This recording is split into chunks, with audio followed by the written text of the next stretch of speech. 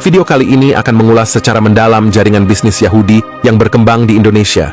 Apa saja jaringan bisnis itu dan bagaimana cara mereka menguasainya adalah pembahasan yang sangat menarik untuk kita diskusikan.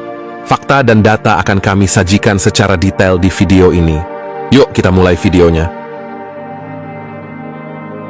Assalamualaikum warahmatullahi wabarakatuh. Sobat channel Kabar Langit, membicarakan sepak terjang kaum Yahudi di dunia ini, kita seakan disuguhkan pada sebuah film epik yang menggambarkan bagaimana kecerdasan luar biasa dipadu kejahatan luar biasa yang menyatu dalam diri manusia.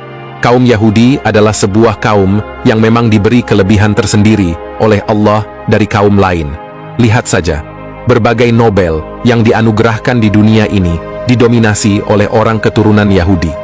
Berimbang dengan hal itu, berbagai kejahatan dan bencana kemanusiaan terberat ternyata juga dilakukan oleh kaum Yahudi dari dulu hingga saat ini.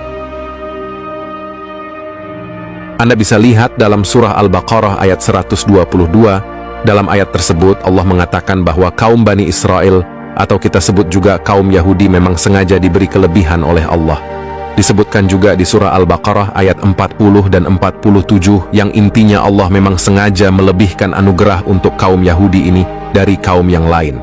Karena berbagai anugerah kelebihan inilah akhirnya kaum Yahudi kebanyakan adalah sosok yang jago dalam segala hal. Tak dapat dipungkiri saat ini kaum mereka menguasai hampir semua bidang kehidupan mulai teknologi sampai makanan termasuk di negara kita. Saya jamin Anda akan terkejut jika mengikuti video ini sampai selesai. Sebelum kita masuk lebih dalam, akan saya urai dulu siapa yang berperan besar dalam dunia bisnis di Indonesia. Secara kasat mata jelas etnis Cina yang banyak berperan. Etnis Cina punya kelebihan dalam hal keuletan dan kecerdikan dalam berbisnis. Selain itu mereka mudah berbaur dengan masyarakat dimanapun mereka berada di dunia ini, termasuk Indonesia. Lalu bagaimana dengan kaum Yahudi?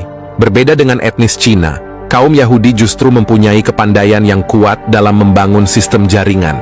Mereka kaum Yahudi bisa membangun jaringan kuat, tapi hanya untuk kalangan mereka. Akibatnya pergerakan bisnis kaum Yahudi ini menjadi tak terlihat sebagaimana etnis Cina.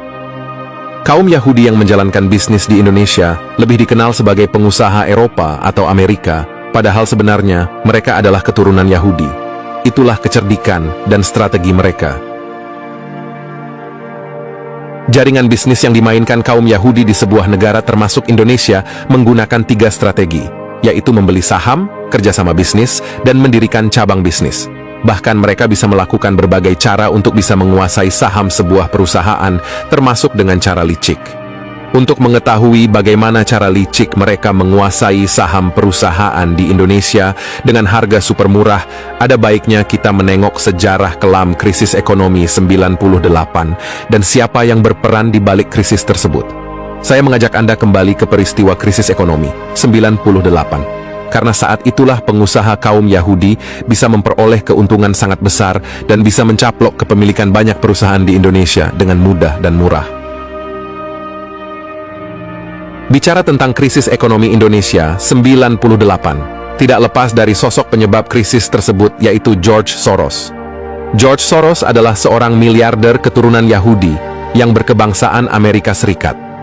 Perusahaan investasi global Quantum Group of Funds adalah perusahaan miliknya yang telah beroperasi sejak tahun 70-an. Krisis ekonomi yang menghantam negara Asia termasuk Indonesia saat itu adalah akibat ulah perusahaan ini.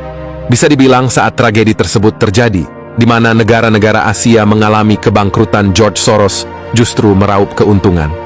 George Soros bersama jaringan pengusaha Yahudi lainnya yang didukung modal tak terbatas berhasil membuat ratusan perusahaan Asia dalam berbagai bidang bangkrut dan akhirnya menjual saham mereka